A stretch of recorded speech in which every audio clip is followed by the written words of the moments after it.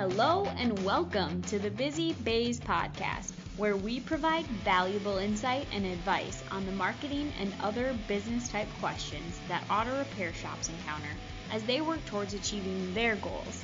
Now here's our hosts, Martin Morgan and Becca Hackley.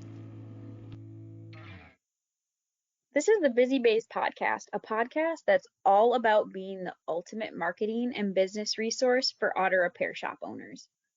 When it comes to buying goods or services, people tend to really trust their own experiences more than anything else. Which brings us to what we're going to chat about today.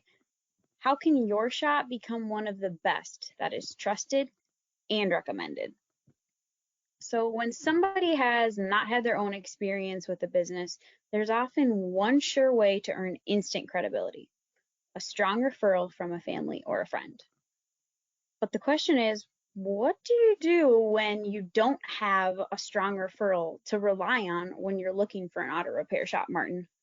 Well, Becca, I think the first thing that many people do is they go right to their computer or their phone because they're looking for recommendations or referrals from a source outside of those that they might have directly. They're probably going to go online. They're probably going to type in something like auto repair and then see what comes up in the search results. Once they see that search engine results page, almost always going to be Google, they're probably going to look at that local pack area, which will show the ones, for the most part, that are closer to them. But what they're really going to be focused on are going to be reviews, because reviews can be so powerful.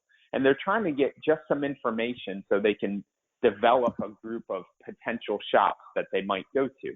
So that would be certainly one thing that they would do. They'd go, they'd look at the reviews, they'd want to see, okay, what are the star average?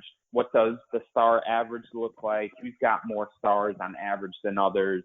They're probably going to click in there. They might read some of the reviews, and then that gives them an idea of who they might want to consider. When you say look at the reviews, so am I looking website reviews, Google My Business reviews? Where am I looking for the reviews?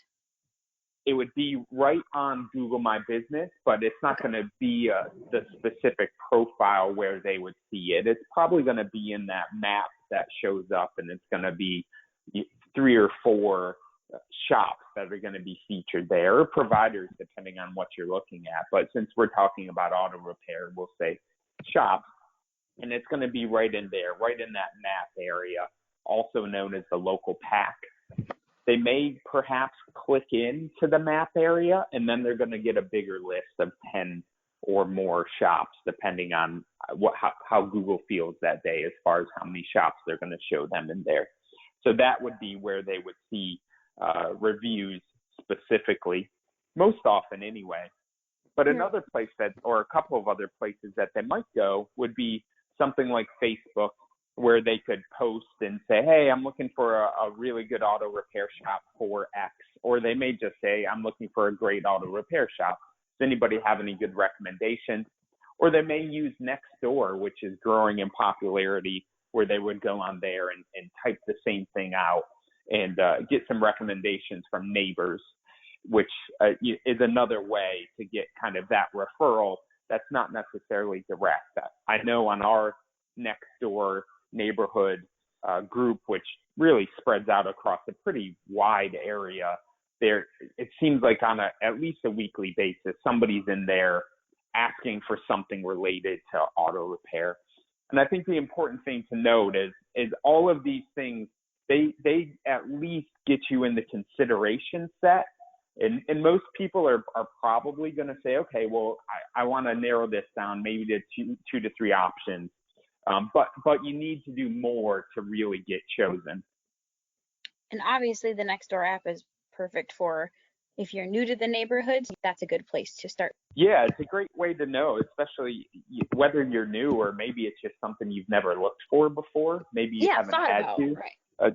An example of that right now would be based on the current economy, pandemic, all of those things, it looks more and more likely that people are going to hold on to their cars for longer and longer periods of time. So you're probably going to have a lot of people who who may have just always gone to the dealership for service, and it may have been a part of some sort of package that they had. Well, they're coming off of that, and it's either not warranty or the package is kind of expired, and they haven't gone to a local or an independent auto repair shop in a while. And now all of a sudden they're in that market and they just don't know who to use. So, ask friends, family, neighbors, and see what comes up. Yeah, and especially now, you're going to really need to see which shop best fits your needs. And what I mean by that is, I used to go to get like my oil change, any tire stuff near where we work.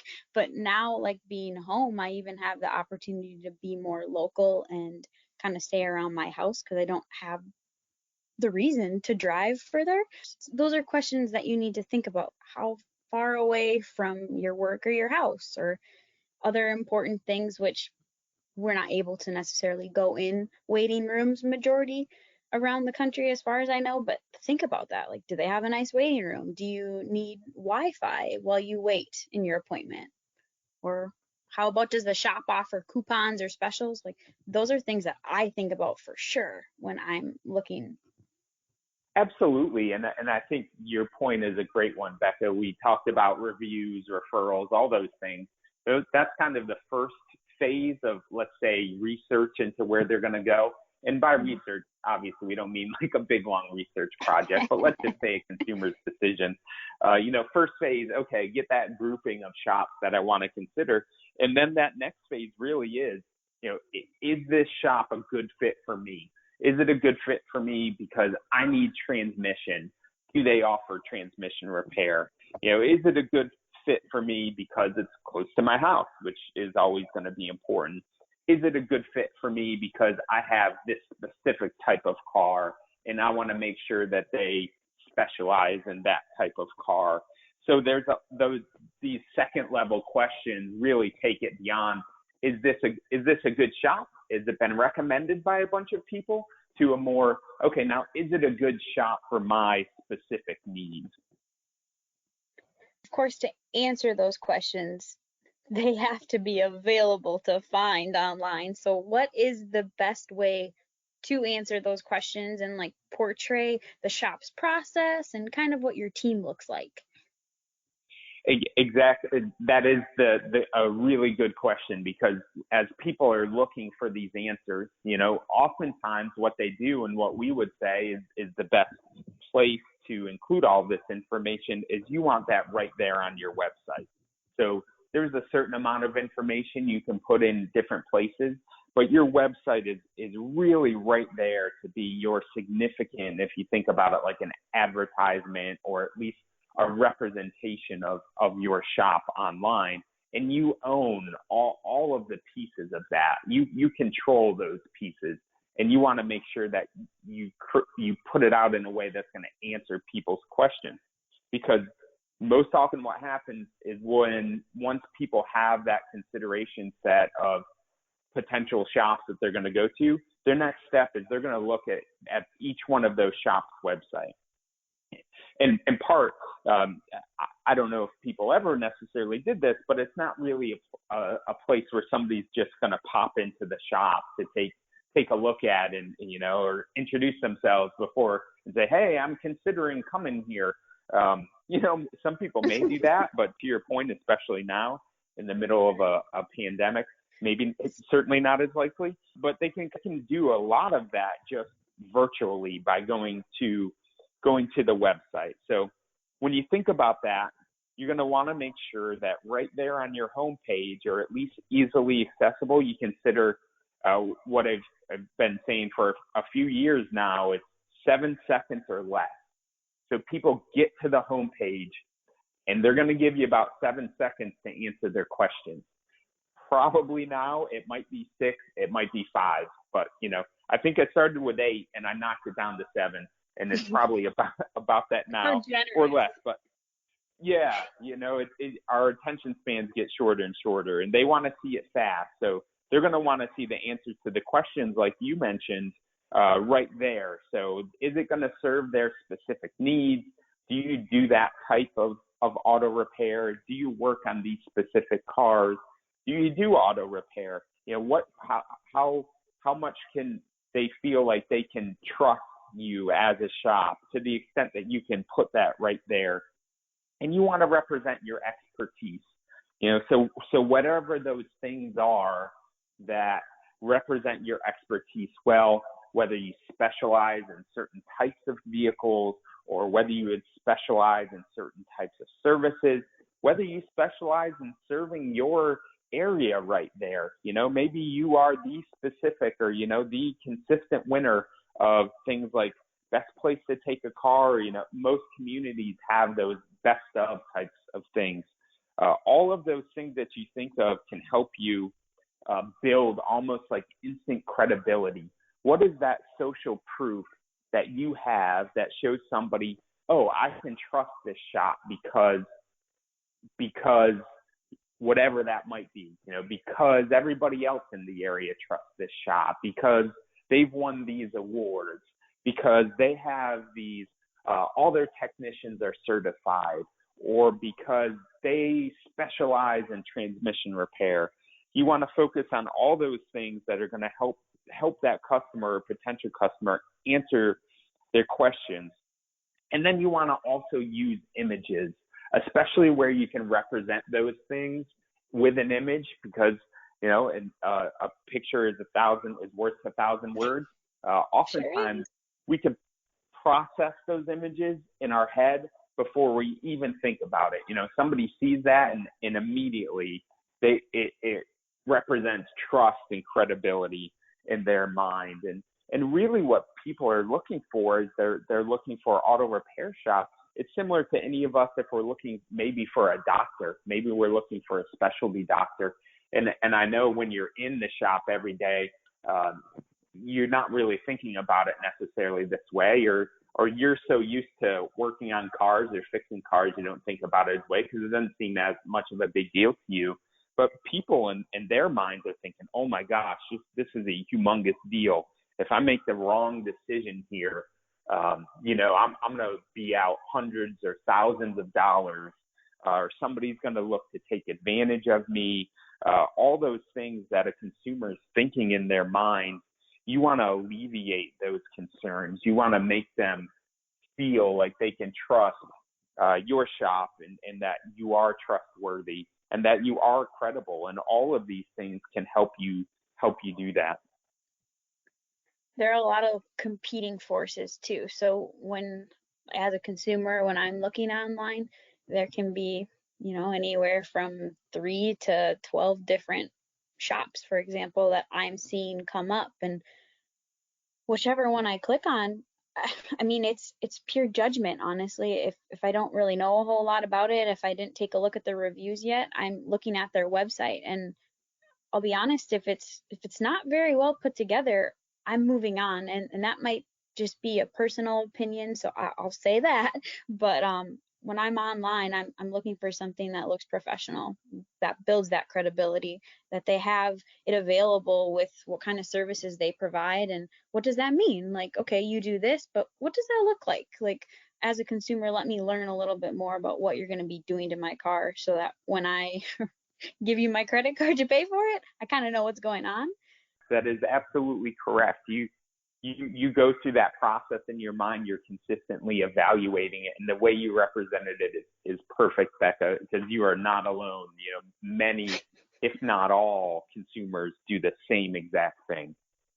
Yeah, it's kind of hard not to. And I can compare A and B, and even if their pictures are a little bit more crisp or it looks better, I'm probably going to be more likely to call the shop that represents themselves better.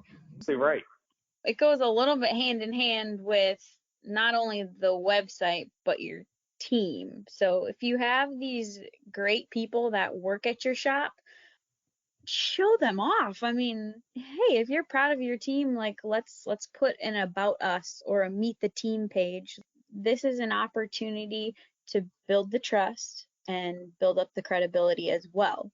How you can do this is take a picture of each employee. It can be a fun picture, show off their personality. Maybe you have Derek, who is your mechanic, and he really loves gummy worms. Like, just take a picture with Derek and a bag of gummy worms, like grinning. It can be cheesy and fun, but people will get a sense of who he is and feel a little bit more comfortable when they're bringing in their car.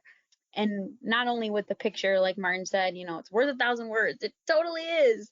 Put a blurb about them. Like, this is Derek. He's lived in this town for 15 years. He's got a wife and 2 kids, and he's got a dog. Tell those stories. Make it be a fun opportunity to get your customers to get to know your employees. And probably made it clear how excited I am about sharing things about your team, but why is it important to have that, Martin? Yes, I like your enthusiasm, Becca. That's good. Maybe a little too much. No, not at all. But you're right, and there's the trust factor certainly, and then there's also being relatable. So people are also going to be drawn to you if they feel like your group of people are relatable. We all like to relate with each other on a human level, and that's why so many people are struggling now, because we're missing out on so many of those opportunities, or at least we were missing out on them while most people were quarantined. And it's also part of the challenge now is that as soon as the gates were open, everybody was so drawn to wanting to get back out there, to be around people again, to relate with others. That's how we are as humans. We're not meant to be confined to small spaces and not social, not talking to other people. So that's what you can try to do through those about us pages or meet the team type pages, is help somebody relate to you, help somebody relate to your text. Like you said, it's a good example with Derek with the gummy worms. They'll probably chuckle a little bit. They laugh about that, but who can't relate to that in one way or another? And they could go there, and then if they see that Derek is working on their car, they're like, oh yeah, I saw him on your website. He loves the gummy worms, and you start to create much more of a relationship. It's not just a transaction. It's not just get car, take car to shop, fix car, get car back, or something like that. It's more exactly. It feels like you didn't just take your car to let's say ABC Auto Repair. You took the car to Derek, and Derek helped work on the car, and you can appreciate him and the life that he lives, and as you mentioned, how long somebody's been in the community and different things about what they do in the community. It just makes everybody a little more relatable, and then that brings the barriers down, because not only are you able to be trusted, they trust your expertise. A little something that might happen is if somebody doesn't know that much about cars, they might be worried that you as the expert might talk down to them a little bit, or make them feel stupid or bad about not knowing certain things about their vehicle. But when they see these things that say, oh, not only do they know what they're doing, but this group of people seems like exactly the type of group of people I'd like to do business with. And, they seem fun, and they are just normal people. And those things can have a big impact on somebody choosing your shop. Yeah, and I'm definitely people driven, so I think anytime you're able to be relatable and show a little bit of personality just makes it all a whole better experience. But besides, sharing the photos of your team and the little fun blurbs, you have your homepage where you need to be able to get that information out in 7 seconds.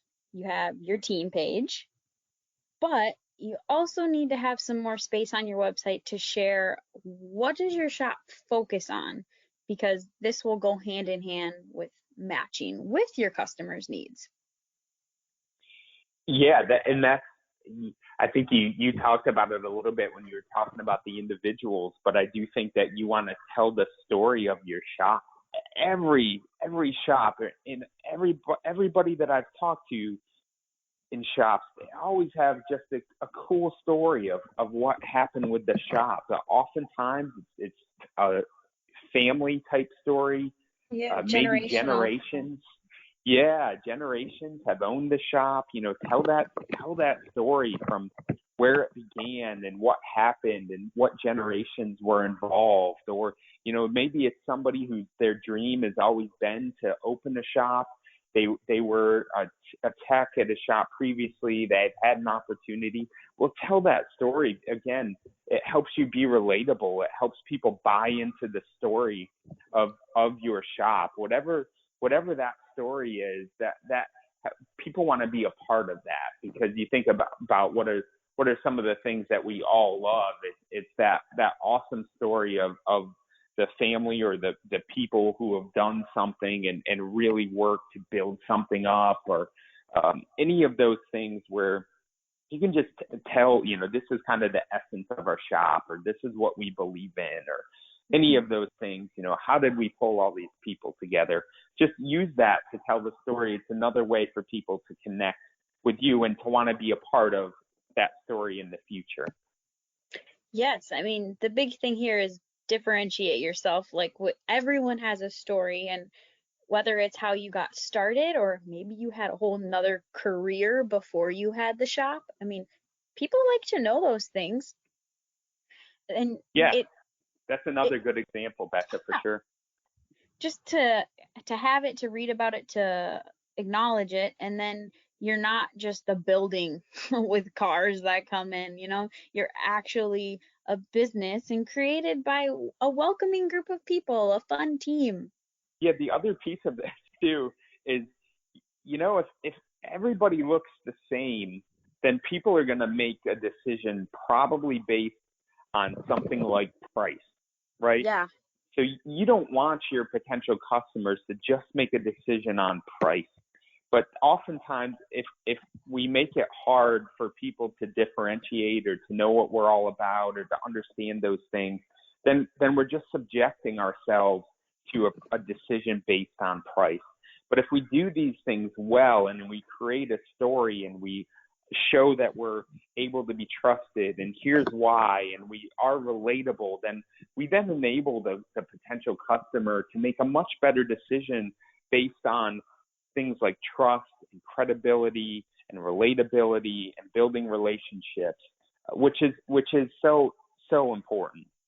and you said earlier, oh, we're gonna go to Derek. Like it puts a name with or a face with a name. There we go. And that goes along with referrals too. If I'm talking to Jim Bob Joe, yeah, sorry with the names, but and they need something done, like I'm gonna recall, oh, I take mine to Derek, like he's great, blah blah blah blah blah. And that gets around like in the community, which, hello, community is another fantastic opportunity to like get involved. I mean, what type of community involvement is going to help with that, Martin? I think anything, and this is, you're exactly right. This is another thing where you can make that connection to a potential customer, is getting involved in any types of events or organizations. You might have the means to be able to sponsor like a little league team, or you might not, and it might just be sweat equity that you're putting into an event or something like that, where you're helping in the community, and then Contribution. you can yeah, some sort of contribution, and you can maybe include a logo, or maybe you're volunteering and you wear a shirt with your logo on it, or you have some other team members participating and you all wear shirts with your logos on it, and then you include that stuff on your website for sure, because people are going to really appreciate that you are not only in the community, but you're really connected to the community and you're contributing to the community and you're trying to do things that are going to help the community thrive.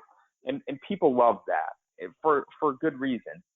And that gives you the opportunity to highlight that. Another thing you should highlight on your website, probably in multiple places. And as we've said from the beginning here, today, any pictures or images that you can use is just going to drive that message home even more. Taking the pictures, getting the blurbs about your Derek's in the shop, and making sure you have all the easily accessible information on your homepage. If you've had a shop for 7 or more years, who cares? Start now. Like, if it needs a little bit of love, it's not too late to start. Start at the homepage. Start with the pictures. Just grab some information about your team. You can really take just what we've talked about today and completely transform your shop's reputation. We are always happy to answer people's questions or respond if you've heard something that you're unsure of, or don't quite understand why we think it's important, and you've got additional questions, then we encourage you to reach out to us. And as Becca said, these things don't have to be perfect. We can easily let the perfect get in the way of the good and think, oh, well, we can't take pictures. We don't have a great camera. Well, you have a phone that has technology. You likely have a phone anyway that has technology that far surpasses cameras that were thought to be great up until like 5 years ago. So there's, the most important thing is just to get started, to start taking some pictures, to think about how you might be able to do some of these things that are going to help you. Because if you just make a little bit of progress every week on these things, before you know it, a few months have passed, and you're like, wow, now we've got all this, and this looks great, and it really helps us tell the story. Yes, absolutely. Well, I'll wrap this on up. Thank you so much for listening. And as always, head to repairshopwebsites.com and leave us a note if you have questions, or if you have maybe any ideas that you'd like to hear more about. Thank you for listening to the Busy Bays podcast. If you want more information about this, please visit myrsw.com and go to our resource center. We plan on hosting a podcast each month, so subscribe so you don't miss out. Also, just have one last favor to ask of you. It would mean a lot to us if you would share this with your friends or another shop. Our goal is to help auto repair shops succeed, so you can help us achieve this goal by just telling someone else about the show. Thanks again. Have a great day.